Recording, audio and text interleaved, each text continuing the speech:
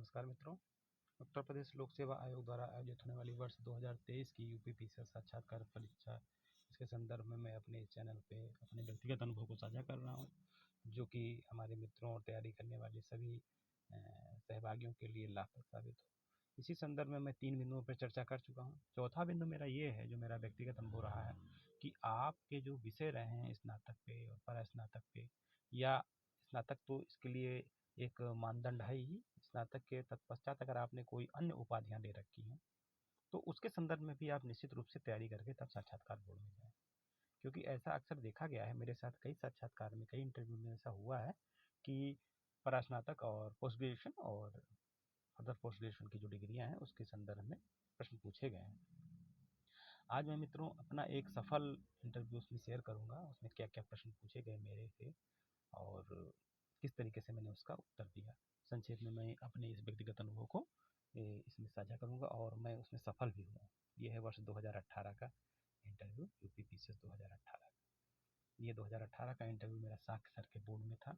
मैंने देखिए इसमें टाइम भी मेंशन कर रखा है। मेरा ये मैं लास्ट मेंबर था उस बोर्ड का, आखिरी मेंबर। 6:15 बजे के आसपास मेरा जो है इंटरव्यू स्टार्ट हुआ। तो ये मैं रोक करके वीडियो बना रहा हूँ, इसलिए गाड़ी के आवाज़ भी इसमें कुछ आ रहे हैं। देखिए मेरा कोड भी इसमें लिखा हुआ है, 206 कोड था। डॉक्यूमेंट वेरिफिकेशन के बाद सारे डॉक्यूमेंट जमा हो जाते थे और एक कोड मिल जाता था। वो कोड लेकर के, पर्ची रहती है, उसको लेकर के आप हॉल में बैठा दिए जाते हैं और जब आपका नंबर आता है तो गार्ड आपके पास आएगा और आपको जिस चेयरमैन का बोर्ड होगा उसके सामने गेट पर आपको ले जाएगा, गैलरी के पास। ये बहुत अविस्मरणीय क्षण होता है, खासकर जब आप सफल हो जाए जिस इंटरव्यू में, तो वो हमेशा याद रहेगा आपको कि हाँ वाला बोर्ड के सामने आप गए थे। और मित्रों मेरा ये व्यक्तिगत अनुभव है कि ये जो मैं शेयर कर रहा हूँ ये निश्चित रूप से कहीं ना कहीं उन लोगों के लिए बहुत ही लाभकारी होगा जो परीक्षा में शामिल हो रहे हैं, और वे सभी लोग जो आने वाले समय में इंटरव्यू देंगे उनके लिए ये प्रेरणा स्रोत का काम करेगा। अगर आप विपरी की तैयारी कर रहे हैं तो ये आप इस तरीके से आप अपने दिमाग में बैठाइए कि प्रश्न पूछे जाएंगे। तो मैं जैसे अंदर गया तो पहला प्रश्न मुझसे हुआ कि स्नातक कब किया, ग्रेजुएट कब किया। मैंने बताया अभी जो मैं चर्चा कर रहा हूँ। पोस्ट ग्रेजुएट कब किया, क्योंकि कोई डिटेल्स होती नहीं है इनके पास, कोड रहता है, व्यक्तिगत आपसे ही पूछ पूछ के सारी बातें परीक्षा की जाती है। तो मैंने बताया। फिर उनका इतना गैप कैसे हो गया, इतना गैप तो आपने क्या किया, इतना गैप जो है। फिर उन्होंने उसी को ओवरटेक करके मुझसे कहा कि बीएड किया है तो प्रिंसिपल के लिए क्यों नहीं क्वालिफाई हुआ। तो मैंने बताया कि मैं इतना दिन जो गैप था तो मैं फला जगह में सेवा कर रहा हूँ, झारखंड पीसीएस में सेलेक्ट होकर के। तो उन्होंने बताया कब सेलेक्ट हुए, कब से सेवा में है। बताया मैंने। तो ग्रेड पे भी उन्होंने पूछा कितना वेतन पाते हैं, फिर क्यों आना चाहते हैं। तो क्यों आना चाहते हैं, तो मैंने इसका कारण अपने माता पिता का, जो मैं तैयारी करके गया था, क्योंकि मैं अकेला हूँ, मैं आना चाहता हूँ। और तो उन्होंने कहा माता अपने मम्मी पापा को, माता पिता को आप वहाँ भी ले जा सकते हैं, मेरे साथ रख सकते हैं। मैंने कहा वो जाना नहीं चाहते हैं, उनका अपना इतना लगाव है। तो फिर उसी से जुड़ा हुआ उन्होंने पूछा नॉस्टैल्जिया क्या होता है, तो मैंने बताया। फिर एक्रोफोबिया क्या होता है, इस पर भी मैंने कुछ अपना दिया जो मैं जानता था, लेकिन वो सही नहीं था। उसी से जुड़ा एक क्वेश्चन और क्रॉस क्वेश्चन हुआ। अब वो भी क्या क्वेश्चन था वो भी मैं नहीं बता पाया, इसलिए मैंने इसमें लिखा एक और क्वेश्चन, उस समय याद नहीं आया क्योंकि मैं बता नहीं पाया था, प्रेशर में आ गया मैं। एग्रोफोबिया जब मैं नहीं बता पाया तो उसके बाद मैं 2-3 सवाल उन्होंने पूछा और मैं नहीं बता पाया, तो मुझे याद भी नहीं है वो क्वेश्चन क्या है, लेकिन मैं इतना जानता हूँ कि मैं उसको नहीं बता पाया। और बिल्कुल मैं पसीना आ गया मुझको मत्थे उत्थे पर हल्का हल्का।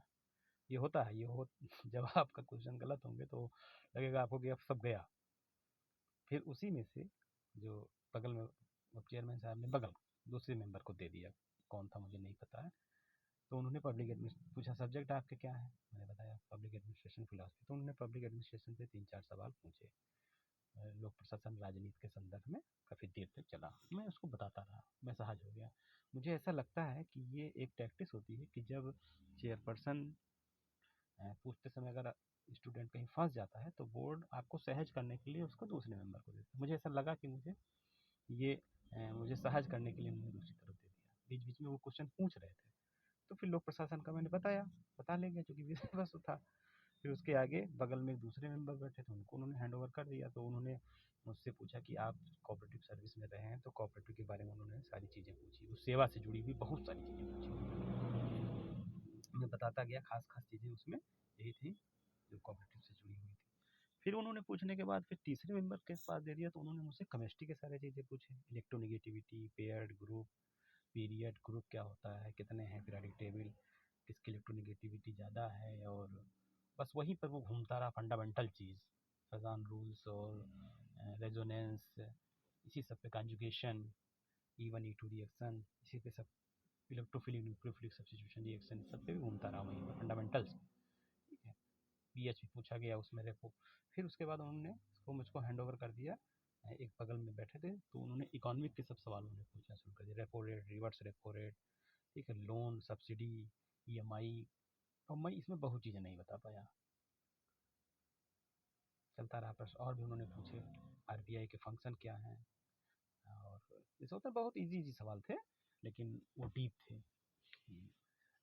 फॉरेन करेंसी रिजर्व क्या होता है, वर्ल्ड बैंक क्या है, आईएमएफ क्या है।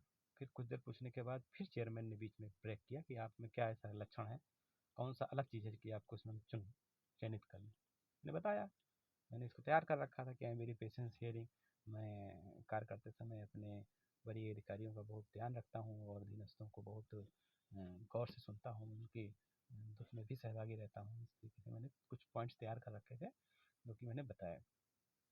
फिर उन्होंने चेयरमैन साहब ने ही बीच में पूछा कि वायुमंडल में अपने आप ही क्वेश्चन हो गया, कौन सी गैस सबसे ज़्यादा पाई जाती है। फिर इकोनॉमिक्स वाले बैठे थे, वो मतलब एक कार्डियल ग्रुप बन गया, मतलब इजी इजी से होता है, लास्ट का था तो इजी टाइप में सब लोग पूछने लगे। फिर एनएफएसएम का फॉर्म उन्होंने पूछा, जो इकोनॉमिक्स वाले बैठे थे, नेशनल फूड सिक्योरिटी, जिनका मैं क्वेश्चन नहीं बता पाया था, नेशनल फूड सिक्योरिटी मिशन। फिर पब्लिक एड वाले पीएम, प्रेसिडेंट, गवर्नर में पूछने लगे। इस तरीके से 35 मिनट मेरा इंटरव्यू चला। लास्ट में जो है यूपी में कैसे कार्य करोगे, चेयरमैन साहब ने पूछा था। और उसके बाद फिर सेक्चुअल क्वेश्चन 2-4 पूछे गए। उसके बाद कहा बेटा आप जाइए, जाइए सर आप जाइए, उसमें इकॉनमी वाले सर ने कहा जाइए सर आप जाइए। तो इस तरीके से मेरा इंटरव्यू ख़त्म हुआ, और बहुत ही मतलब मध्यम इंटरव्यू हुआ था, बहुत अच्छा इंटरव्यू नहीं हुआ था।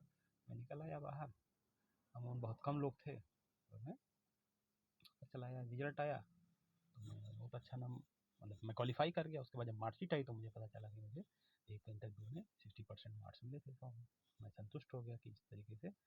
और जो मेरे बहुत अच्छे इंटरव्यू हुए थे उसमें बहुत ख़राब मार्क्स मिले थे। तो इस तरीके से मित्रों, ये मैंने अपना एक साझा किया इंटरव्यू, जो कि वर्ष 2023 के लिए शामिल होने वाले सभी मित्रों के लिए बहुत हितकर होगा। और फिर आने वाले समय में मैं फिर 1-2 वीडियो और बनाऊँगा, जो कि आप लोगों के लिए बहुत लाभकारी सिद्ध होगा। नमस्कार मित्रों, धन्यवाद।